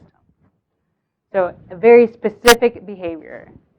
Identify a specific behavior you want to change or promote. Then you will think about the barriers to that behavior. Identify those, why people might not want to do it. Some examples might be, I don't know how, I don't know why it's important, I don't have the resources to do it. So identify some barriers, and then I also identify some benefits, why it benefits people to change that behavior or implement the new behavior. So identify a specific behavior, identify barriers and benefits to it. Then what you're going to do is design a program. It doesn't have to, a program sounds really big. You're just going to think of some simple steps to overcome the barriers to the selected behavior and to emphasize benefits. So you've identified some barriers to it. What are some simple things, just a few ways that you can overcome some of those barriers, or that you can emphasize some of those benefits to motivate people to do something? And then this is what you won't be able to do yet, pilot the program. But if you were doing a full community-based social marketing campaign, you would pilot the program and then you would evaluate it. But this can be part of your capstone. I'm not sure what you'll do for your capstone projects, but this might inform some of the things that you think about and do for that. So again, the key here is to identify a specific behavior. It's hard to do this kind of behavior change campaign if it's not a really specific behavior that you can. It's a discrete behavior that people can, kind of targeted behavior that you can identify barriers and benefits to, and you can give them simple steps to overcome those barriers and to emphasize the benefits. And I'm going to give you an example. There's two resources that people might want to know about. One of them is a free online book with Yes. BSM. And that is right there. Thank you very much. I forgot to push the button again. Thank you. Yeah, there's a whole website on community-based social marketing that has resources and information you can check out. All right. So I want to give you an example of this is actually a research study that followed this model. But first, some tools that you can use as you identify barriers and emphasize benefits and design this kind of behavior change campaign. So some other things that you might want to do to encourage behavior change are commitment strategies, like have people sign something and say they're going to do something, or verbally say they'll do it. Have prompts to remind people that they're doing these things. Like one example might be, sometimes you'll see by light switches, like, remember to turn off the lights. It's just a prompt to remind you to do something. You might use norms in your favor, social norms in your favor. Have skill development, provide some kind of incentive, or explain what the incentive might be that already exists, and provide feedback. One example of feedback is, say, like a water gauge for knowing how much water you put on your lawn. So those are some of the tools that you might consider using as you design this behavior change. And now I'm going to give you an example of watering lawns.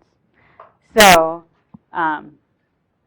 this study divided people into two groups, and this was a town in Canada. Forgot what town it is right now, but divided people into two groups. And they were using some of these, the overall goal of the study was to reduce the amount of water or used to water lawns, because the city was going to have to build another water treatment facility, and so they wanted to conserve water instead of having to spend all that money. So they did this. So group one, they tried this out. Residents were visited by a student employee who talked with residents about efficient water use. Things like when to water, water in the morning, don't water in the middle of the afternoon when all the water would evaporate, things like that. So they talked about efficient water use. These residents were given a water gauge, so again, a feedback tool, and a prompt, to remind them when they should or should not water. And the people also signed a commitment to engage in these practices. There was another group, group two, that only received information about water conservation. They didn't get any of these other commitment, prompt, feedback mechanisms, the water gauge, none of that stuff. They weren't talked to directly by anybody. So what do you think? Who increased or decreased water usage, do you think, from this study between these two groups? One decreased? Decreased. So this was actually pretty interesting. Results, group one, decrease in lawn watering by 54%. Group two is really interesting though, and I don't know why this is the case, but they actually increased lawn watering by 15%. So do you have a thought about that? Well, there was a really cool thing on the radio about this the other day, about vaccination. And there's some really interesting psychology going on whereby if you provide information about vaccination, a lot of parents will take in that information, but because it conflicted with their self-identity and their, it was really in contrast, they acted in opposition to it, kind of? Yeah. kind of stuck to their guns. Right. Yeah. So that might be what's going on here. They hear, oh, we need to conserve water. Oh, I don't want to do that, so I'm going to use more. Yeah. Yeah. So again, I want to show you go backwards, the steps to community-based social marketing. So, in the case I just gave you, the specific behavior was to not, again, this is framed negatively, but to water your lawn, was surrounding watering your lawn. So they wanted you to water your lawn at certain times of the day and only the amount that the lawn actually needed. So the prompt was to remind you when to water your lawn, and the gauge was to help you understand when the lawn had been sufficiently watered. I'm not going over all of the study because it'll take too long, but they also you would identify barriers and benefits to this. Maybe people don't understand how to know how much water their lawn needs. Maybe they don't understand why it's important to water in the morning versus in the middle of the day. Maybe they can only water in the middle of the day because it's the only time they're home. So it could be knowledge barriers, it can be practical barriers, things like that. So identify some barriers and benefits to implementing the new behavior. It'll save, in this case, it'll save the city a lot of money in your tax dollars if you do that. Then design a program to overcome the barriers to the selected behavior and emphasize the benefits. And here they actually piloted the program and evaluated it. But again, you don't have, obviously, time to do that right now. These are the tools that you can think about using as you do that. Again, commitment strategies, prompts, norms, skill development, incentives, and feedback. Can you give an example of prompts? Yeah, so the prompt, again, is again, two examples. One is like you might have the sign by a light switch that says, turn off the light when you leave. So it's just something to remind you to do something. Or you might have the something by your water hose, water in the morning, or water every other day, or something, something like that. So something to remind you about what you're doing. So what I want you all to do for the next, 30 minutes or so, and then we'll leave about 15 minutes to talk about it, and then you'll have 15 minutes to talk about your capstone projects with Peggy. Go through this quickly. I want you to develop your own program. And again, program, I mean just simple steps for behavior change using around a specific yard care behavior that you identify using a community-based social marketing approach, and be sure to select a very specific behavior that you want to change or promote. That's the key part of this. It's really hard to do if your behavior is too broad. So if you're having trouble thinking of specific steps or barriers, specific barriers and benefits, try to refine the behavior into a more discrete behavior, if that makes sense. And I will put the steps back up for you guys. So take, again, yeah, you can work on it in a group or on your own. It's up to you.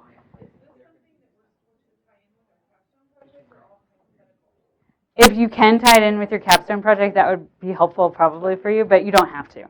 So it can just be an exercise. Yeah. So don't worry about it if you don't. Just think of something you might want to change. So about 20 minutes, and then we'll come back together. Before I forget, will you remember to email your PowerPoint? Yes. I will email you the PowerPoint and the links that people have asked for. And yeah, so that should be it. You're welcome.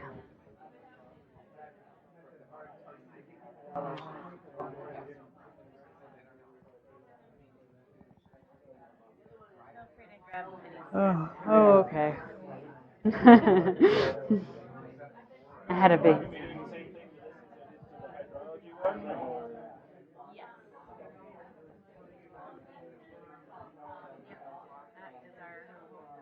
Okay. One, so we had one last week, I did my audio to work. So what I'll probably do, and I think you can just do this on the new PowerPoint, is just have you read it.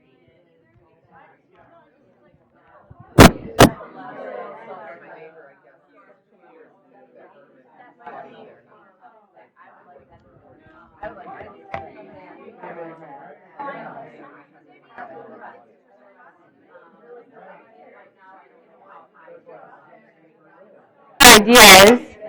So just to give you a sense of time, we have about 15 minutes for you guys to share your ideas. And then you guys, the last 15 minutes of your session, you're going to talk about capstone projects with Peggy. So about 15 minutes to share ideas. I want to hear from different groups about what programs you've developed in this short period of time. Who would like to begin? We have quite a fun one back here. All right. Our behavior that we want to change is to get people to cut their lawns when it gets to be 3 inches rather than shorter.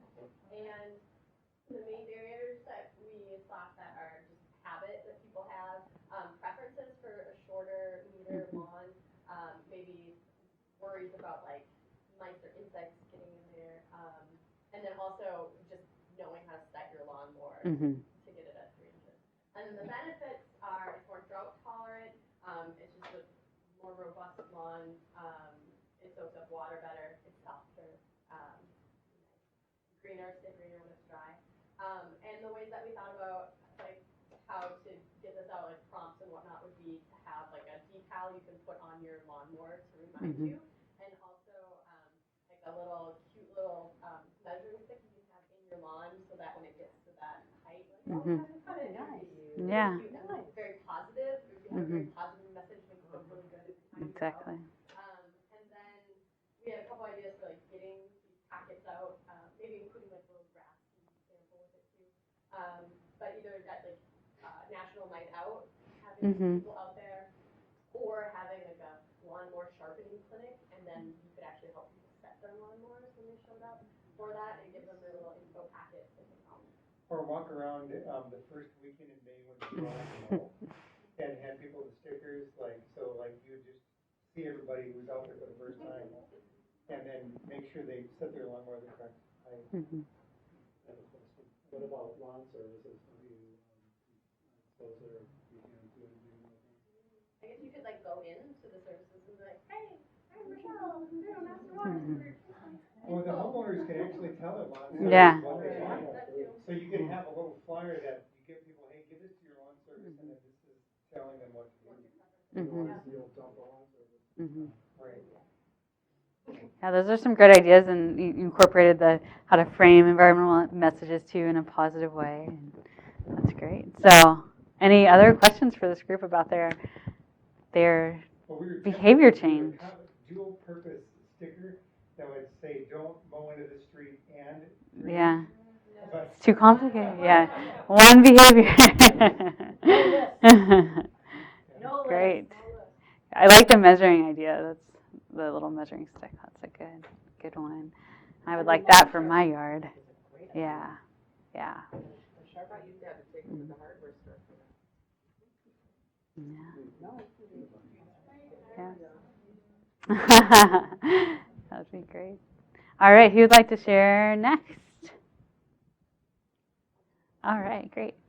We wanted to address leaves being raked into the streets, and perhaps making an awareness for raking the leaves right before the street sweeper comes, so it's actually an appropriate time to rake the leaves.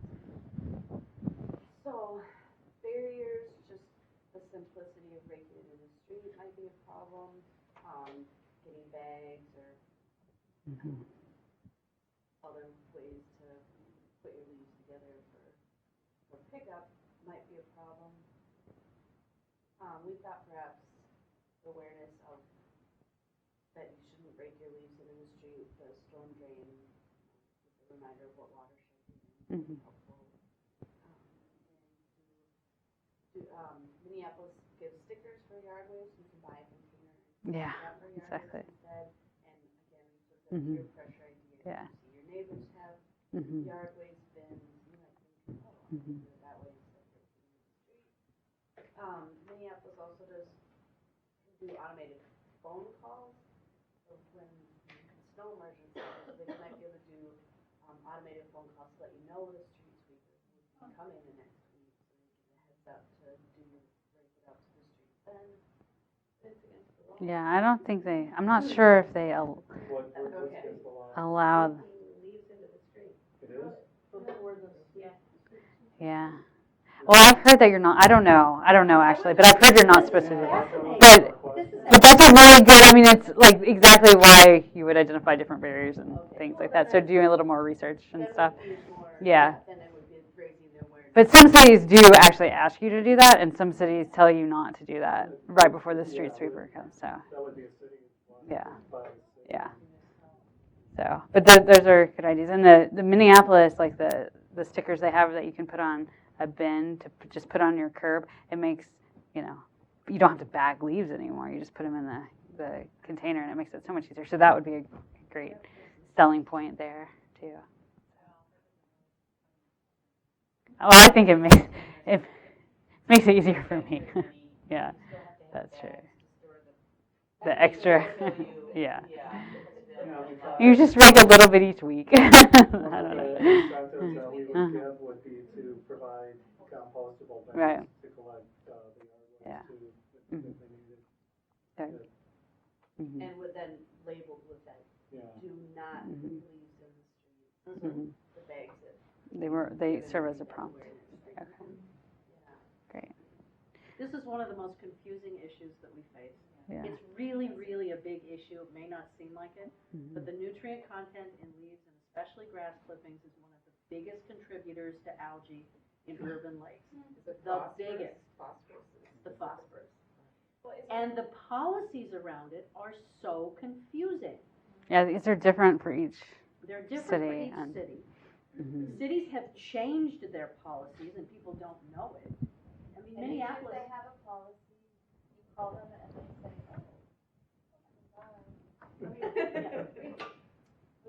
Yeah, this is one of the most confounding issues that we face. Mhm.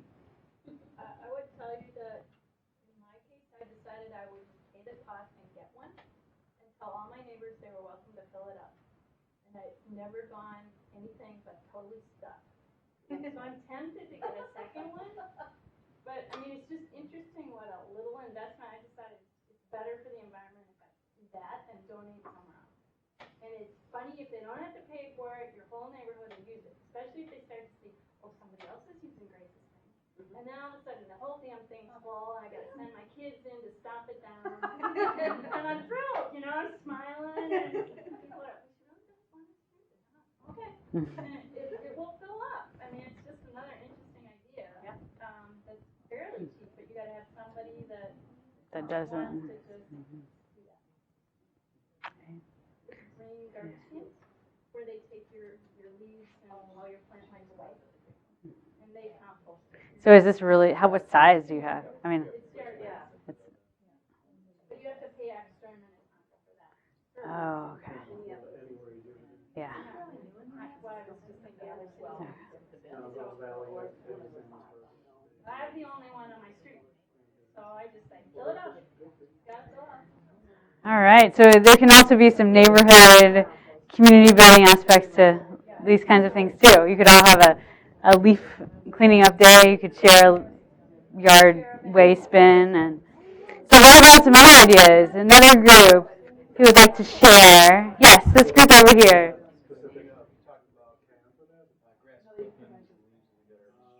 Mm-hmm. Hey, attention over here. Sorry. Go ahead. And, the barriers were social norms, ignorance, time and effort, expense to a certain degree, the diagonal. Benefits would be setting a good example for your kids or your neighborhood. It looks clean, personal satisfaction of doing something that's good for the environment, and minimizing the amount of nutrients getting into standing water. And then as far as a program or a project, having a community event to educate, having prompts with very specific information, stenciling or laminated posters that say where specifically that water is going into, as opposed to it's just going somewhere. Yeah. Water, say specifically it's going into this lake, this pond. And then free yard waste bags and toyed with an idea of season-ending award-winning event. So you did the best. Yeah. And they do have things like that. Yeah. Yeah. Yeah. That's a good idea. Yeah. Yeah. Yeah. Can you say those last two? Everybody got used too much talking. Yeah, what that? The last two?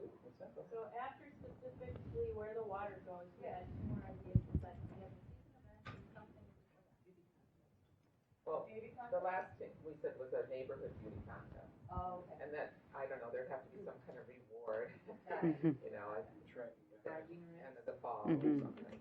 Yeah. Great ideas. How, anyone else? Or another group. Let's see, we've heard you guys, how about back here? Ours mirror exactly. Okay. Really? I have a picture of a stake going in the ground. That's funny. Well, that makes it a good idea. So you can team together and get this done. An idea to have Yeah. a public forum where people could report, well, we thought about having them report the amount of money they saved on their water bill, but then we realized it might not, because It'd be some hard are to tell, shorter, yeah. might not actually, we didn't know if that would work or not, so then we were thinking maybe they could tell stories about what they did instead of mowing. Yeah, that's a great idea. Because people don't want to have to. Exactly. That's a great idea. Yeah. So the benefit of saving time is something that you can definitely. Yeah. Yeah. Good. And then if you tell people those stories, or you publish those stories, or distribute them on a flyer, or like that, that changes things. It really does. Stories are what people respond to. Mm-hmm. Yeah. Okay, so who hasn't? You guys over there. We've been talking food. All right. That's an important issue. Yeah. That allows dogs off leash. Right. And there's a lot of dog waste. Mm-hmm. So Grace goes up there and cleans it up and hauls bag after bag. So we decided that the behavior we wanted to kind of change was pick up after your dog. Mm-hmm. Pick up after your dog. So identifying some barriers to that is people may not know where the bags are, even though we're benefit of the doubt we're giving them, even though the bags are fairly prominent. People may think that out of sight, out of mind, it's not what someone's going to step on, doesn't matter. It's natural. It's just going to be fertilizer in the trees. Social behavior, people might not think it's important for whatever other reason. So we thought that doing more education, maybe it can't be there, but we thought something very similar to what you're talking about is posting what happens to it, where it goes, and the positive messages help keep this body of water clean by picking it back to your dog, making the bags more prominent, making it a better, easier place to put the waste that you've done with it. And then also posting that the quantity that was removed, the regularly scheduled park cleaning, ask for volunteers, then put a posting up to say, hey, this group is out here, and thanks to your efforts, we've reduced the amount of waste from 3 garbage cans this week to 2 garbage cans the next week, and so on, post the result of that. That's a good idea. Yeah, and picking up, I think dog waste is also strongly is a good example of a changing social norm, because in some areas it definitely, like, there's no way that anybody would leave dog waste on the ground at all. So as that got going, maybe the social norm would develop, and then you wouldn't even have to, it wouldn't even be a problem anymore. So you see that in different parks. Yeah. Some parks, Yeah, none. it's spotless, exactly. Yeah. Some parks there's a lot. Yeah. We also thought we'd, stick a $100 bill inside one. That could be a good incentive. Campaign, and I have to share this story with you. Yeah. I can't remember, it was a city in Canada, I believe, was trying to combat littering and encourage people to throw things in the garbage can. So what they did is they rigged up a sensor so that when you threw something in the garbage can, a bell went off and went ding, ding, ding, ding, ding, thank you. And people would eventually people were looking for trash to throw away, not just their trash. They're like, oh no, you gotta hear this, you gotta hear this. And they would pick up other people's trash. So just a little ding, ding, ding, ding, thank you. Yeah. Changed everything, because now it was a treat. Exactly. Right? Yeah. Exactly. Or you could get a treat for your dog every time you throw away the dog waste or something. Yeah. But not right now. No, but I haven't had to go in there. I really like the idea of having, where they have the bags, having the sign that says, here's like it's a map of that body of water. Yeah, I love Hey, that. this is where it drains to here, because that's something that I wouldn't even necessarily think of. Just like, oh, I need to clean it up so people don't step on it. Yeah. So we're also going to create a new biodegradable spray paint that we can go around and just spray paint those little poop piles. So after they've been picked up, and so that people would start to know that all. Oh, that's a good idea. Yeah. Maybe, because it would be degraded and it would create a little trail that would head down to the These are some great ideas. It would it's interesting to see where it was and that now it's no longer. There's also been some studies, if there's areas where there's a lot of litter, people are more likely to just throw their trash on the ground, and if areas are cleaner, they're less likely to do that. So again, like once you start the social norm idea, once you start going. Study done where if the sign said 75% of people do not pick up their trash, you go, well, me too then. And but if you word it, 25% people do pick up their trash and we really appreciate the attention, then you have people actually picking up their trash. Right. So you want to identify with that. Yeah. Great. Okay, one more group. I think everybody else is gone except for you guys back there.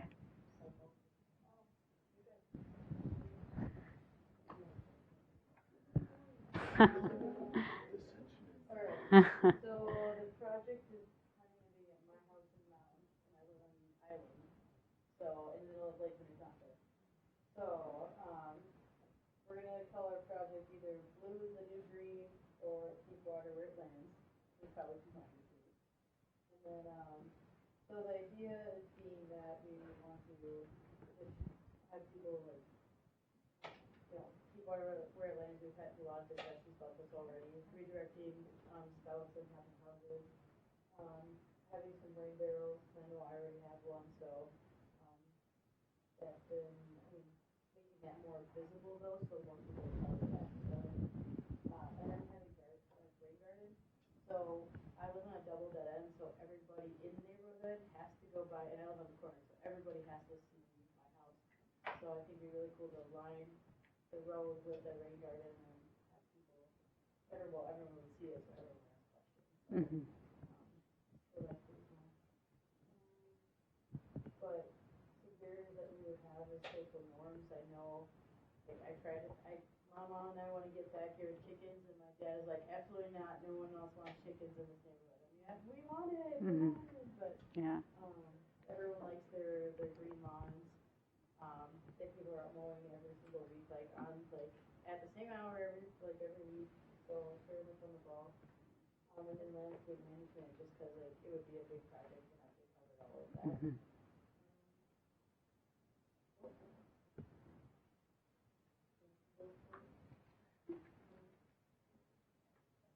Yeah, so benefits, like I kind of said before, the cool thing about where I live is the neighborhood, the whole neighborhood would see this thing.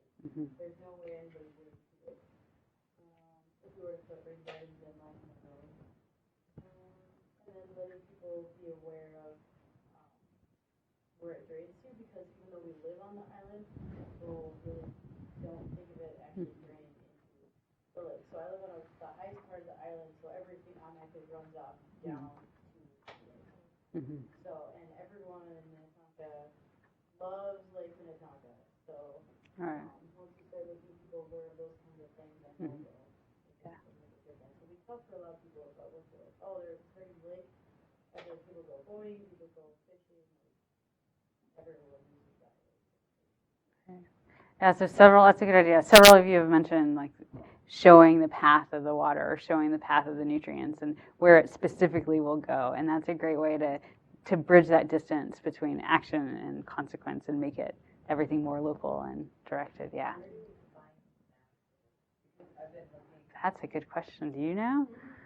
Working on it. Go to Sean. Depending on which city you're in, there's really amazing maps that Bar Engineering creates. Like for Edina, you can look at their map and it shows every actual pipe and which direction the water flows and all that.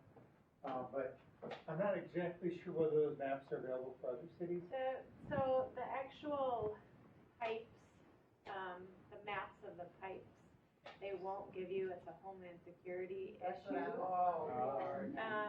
So I have, there's a few neighborhoods in Minneapolis that I've made a pipe shed map of. So it's just a color of the area and where specifically the water drains to.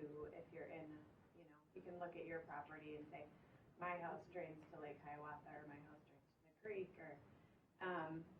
But so right now I'm working on getting one for the entire watershed, but it's gonna take. Yeah. That's great. So the sooner you can identify where you want to work, the sooner we can get those maps to you. Yeah.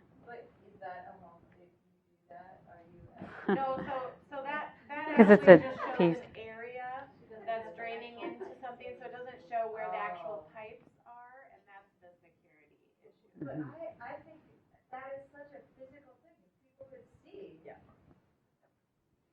But we can say, this is your property, this is where it drains. We just can't draw the line. Mhm. Don't connect Yeah. to that. All right. Well, I guess I should leave you some time I to want to thank Maria. finish. Thank you. I so appreciate it. Thank you very much. And this is the second year that Maria has taught with us, but last year I wasn't able to see the presentation because I was flat on my back with my leg in the air. I had just broken my leg. I know. Oh. So you see your But presentation. now we're up and about it. And I like it so much. I'm sorry I missed it last time. Okay, so. Well, thank you guys very much. Thank you so much, Maria. And good luck on your projects. I'll look forward to seeing them. I'll Maria be back. will be back with us in June. We're going to have a big, just question and answer day where you'll get to just workshop your projects, and we'll have a whole team of people there for you to work with. So Maria will be there, 3 or 4 other instructors will be Maria, do you there. have a job where we can call you and ask you questions? Send them to me. Yeah, I have. You can give me my email too. And you're gonna send no, the link to your. Yeah, I'll give Peggy the links To the journal. to the journals and to the Twin Cities Household Ecosystem website, and also the presentation I'll send to you. So you can, if there's any. Thank you again. Thank you very much. Have a good evening. Thank you.